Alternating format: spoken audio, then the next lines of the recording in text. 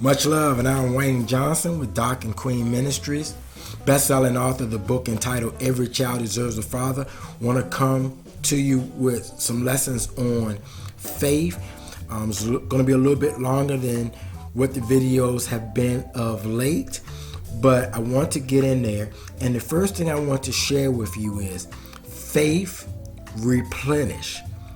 Faith replenish. You must understand that natural faith is based on the senses. To operate in faith, you must leave your senses behind. God has given us faith, and it is up to us to develop our faith. Faith is trusting God to take care of things. Faith is trusting God to take care of things. When you digest the word like you digest food, something begins to happen to you. So we must look at faith the way we look at food naturally. We know that food is our energy source. Just like faith, gaining faith is our spiritual energy source. When you get born again, you get the measure of faith. So I'm going to go to Romans chapter 12, verse 3. Romans chapter 12, verse 3. And it reads, God has given me a special gift, and that is why I have something to say to each one of you. Don't think that you are better than you really are. You must see yourself just as you are. Decide what you are by the faith God has given each of us.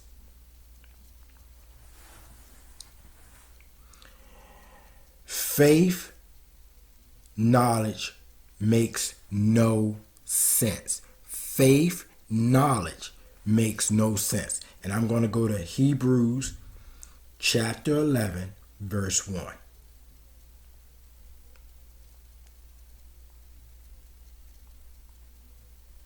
And that reads, faith is what makes real the things we hope for.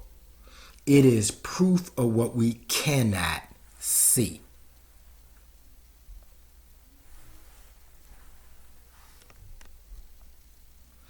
Faith demands that God be your only source.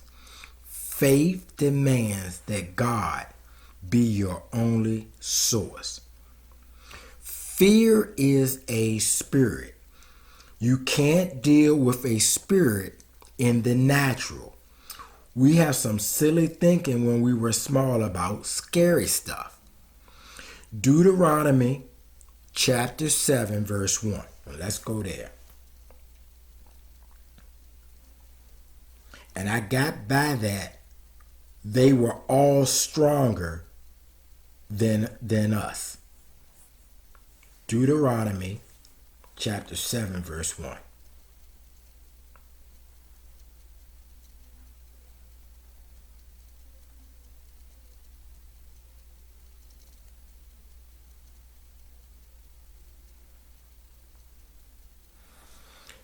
And it reads, the Lord your God will lead you into the land that you are entering to take for your own.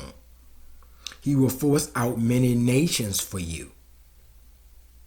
The Hittites, the Jerusites, the Amorites, the Canaanites, the Perizzites, the Hivites, and the Jebusites.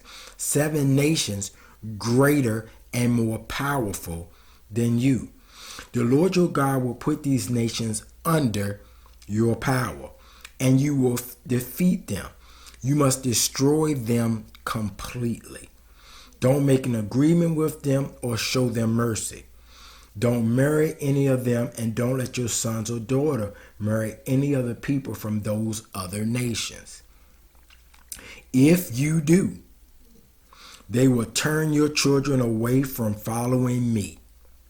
Then your children will serve other gods, and the Lord will be very angry with you.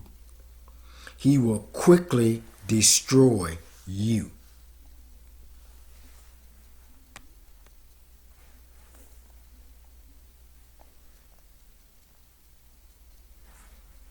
Let's continue.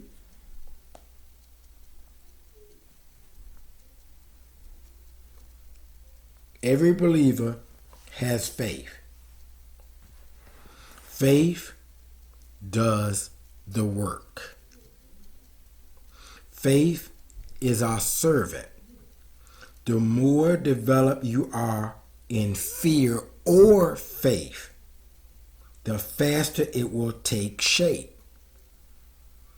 Fear is a substance not hoped for. For Jesus, on his arrival, or the angels, they would say, "Fear not." Why? Because God cannot proceed with fear. When you get close to your promise, that's when fear tries to rise up. We must feed our faith.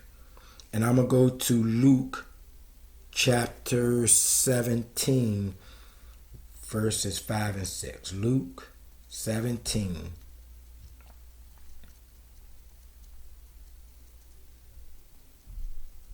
Five and 6.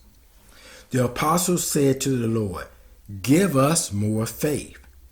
The Lord said, "If your faith is as big as a mustard seed, you can say to this mulberry tree, 'Dig yourself up and plant yourself in the ocean,' and the tree will obey you."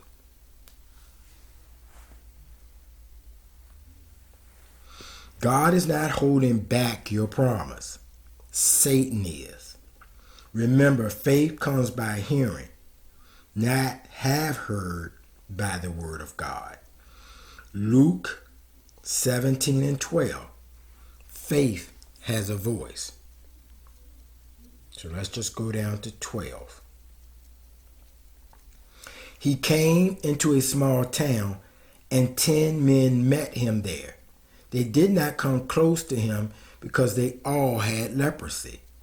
But the men shouted, "Jesus, Master, please help us."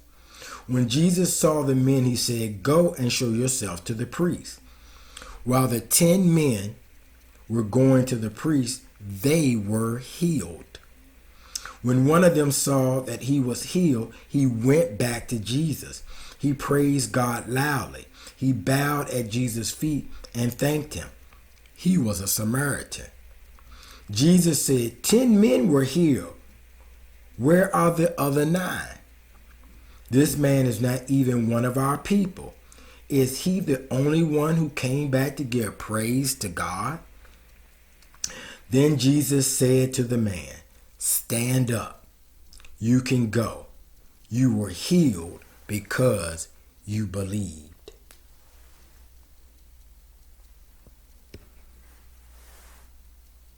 When you are whining and complaining, you are not in faith. We have too much religion. How did Jesus know that all of them got cleansed? See, you got to understand in that story, Jesus told the 10 of them to go to the priest. Only one came back.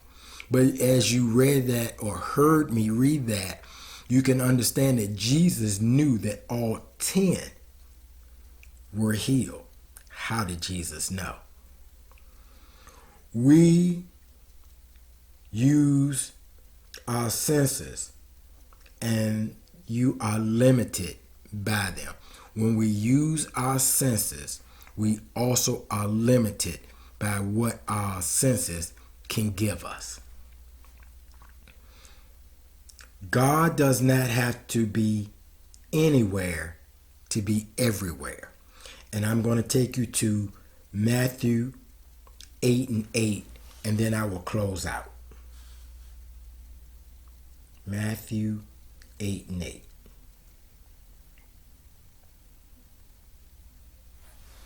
The officer answered, Lord, I am not good enough for you to come into my house.